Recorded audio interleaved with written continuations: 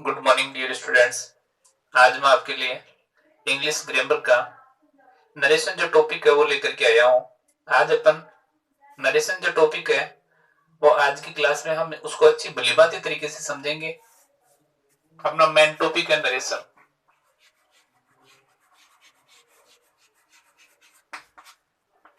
अब अपन देखेंगे नरेशन के कितने काइंड्स होते हैं।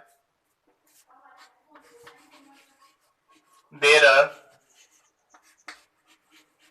To kinds of narration. Narration के टू काइंड्स होते हैं। फर्स्ट जो काइंड है वो है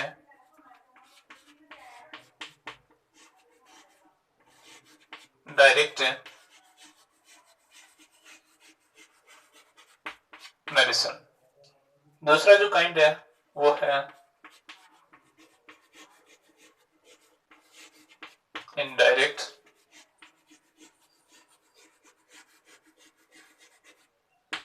नरेशन। अब अपन नरेशन के टू काइंड्स देख लिए, डायरेक्ट नरेशन और इनडायरेक्ट नरेशन। अब अपन को देखना होगा कि डायरेक्ट जो नरेशन है उसके कितने पार्ट्स होते हैं। सबसे पहले अपन लिखेंगे direct narration.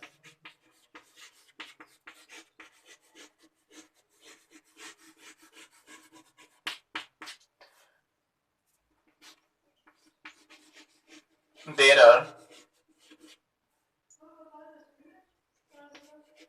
To kinds of direct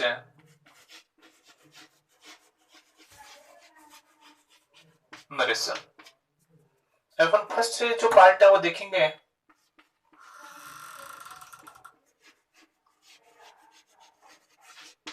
reporting verb. Second part है रिपोर्टेड स्पीच। अब अपन देखेंगे रिपोर्टिंग वर्ब क्या होता है और रिपोर्टेड स्पीच क्या होता है। सबसे पहले अपन एक सेंटेंस लिखेंगे, ही said to me I am an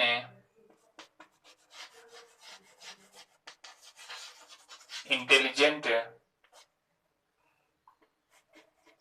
boy। अब अपन देखो इस सेंटेंस को अपन पढ़ेंगे, he said to me I am an intelligent boy। इस सेंटेंस में इनवर्टेड कोमाज का जो अंदर का जो भाग है उसको तो अपन बोलेंगे रिपोर्टेड स्पीच। इनवर्टेड कोमाज के जो बाहर का भाग है उसको अपन बोलेंगे रिपोर्टिंग वर्ब। अंडरस्टैंड?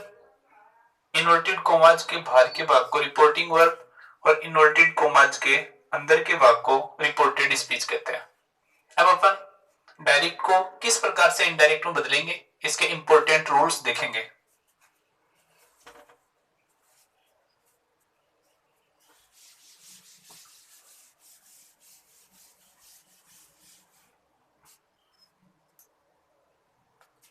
सम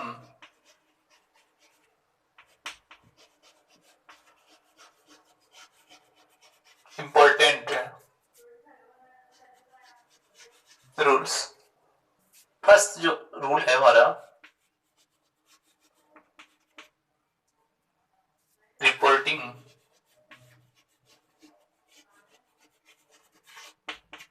वर्ब का टेंस कभी नहीं बदलता है। फर्स्ट जो नियम है वो है रिपोर्टिंग वर्ब का टेंस कभी नहीं बदलता है। सेकंड रूल है यदि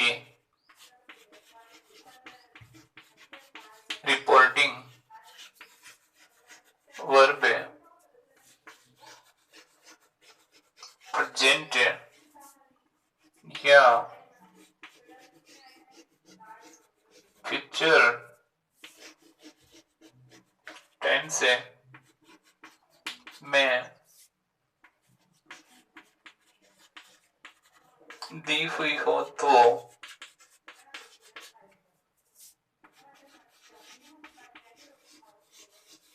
रिपोर्टेड स्पीच के वर्ब में परिवर्तन नहीं होता है। डियर स्टूडेंट्स, यदि रिपोर्टिंग वर्ब प्रेजेंट या फ्यूचर टेंस में दी हुई हो तो रिपोर्टेड स्पीच के वर्ब में परिवर्तन नहीं होता है। अब अपन देखेंगे रिपोर्टेड स्पीच के वर्ब में परिवर्तन कब होगा। यदि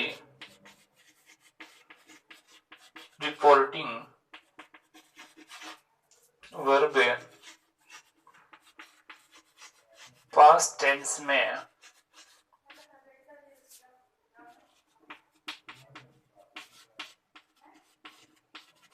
दी हुई हो तो रिपोर्टेड स्पीच के वर्ब में परिवर्तन किया जाता है। ओके, अब अपन देखेंगे अगला जो रूल है, फोर्थ रूल। यदि रिपोर्टिंग वर्ब में सेज टू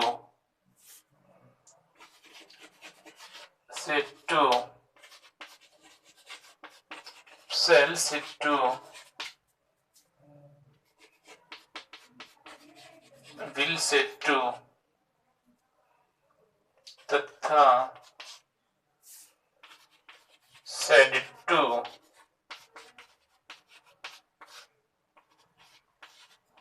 दिया हुआ हो तो उन्हें क्रमानुसार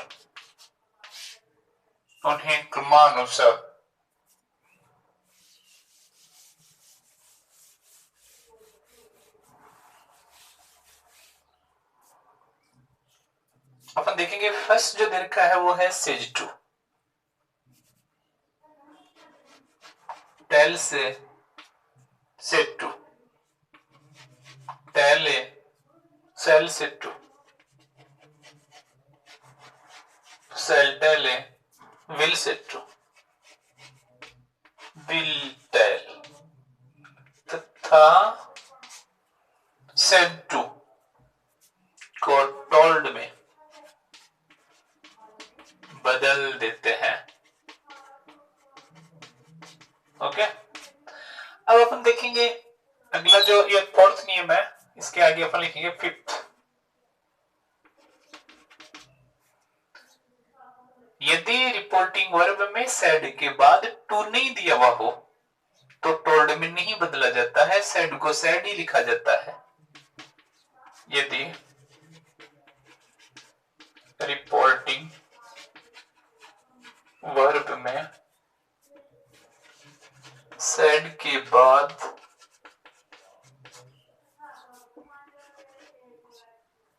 टू नहीं दिया हुआ हो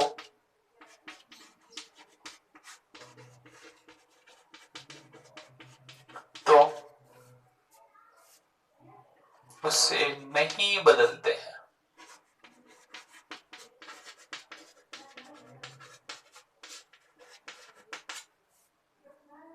अब ये तो था रिपोर्टिंग वर्ब संबंधी परिवर्तन।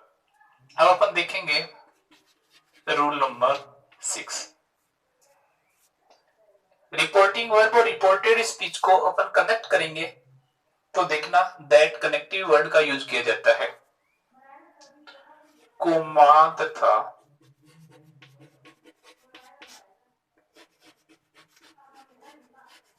इन्वर्टेड कोमाज को रिमूव करने के लिए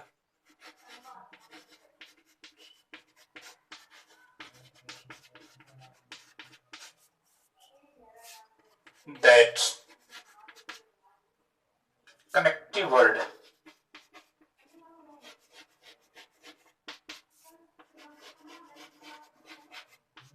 का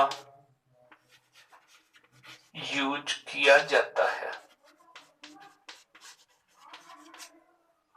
नेक्स्ट अपन 7th रूल देखेंगे। रूल नंबर 7, रिपोर्टेड स्पीच में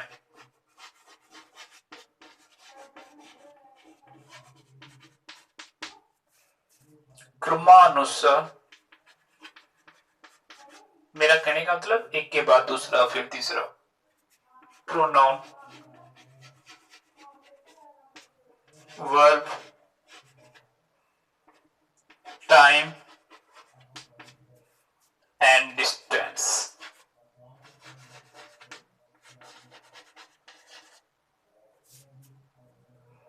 संबंधी परिवर्तन किए जाते हैं।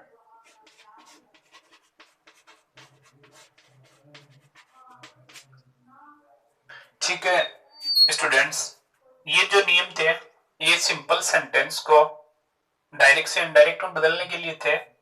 अब अपन कल है वो 7वां जो नियम दे रखा है, रिपोर्टेड स्पीच में pronoun, verb, time and distance संबंधी चेंज होता है। इसके लिए अपन कल चार्ट बनाएंगे और उसके बाद में उसको लर्न करके फिर सेंटेंस बनाना सीख जाएंगे। Thank you.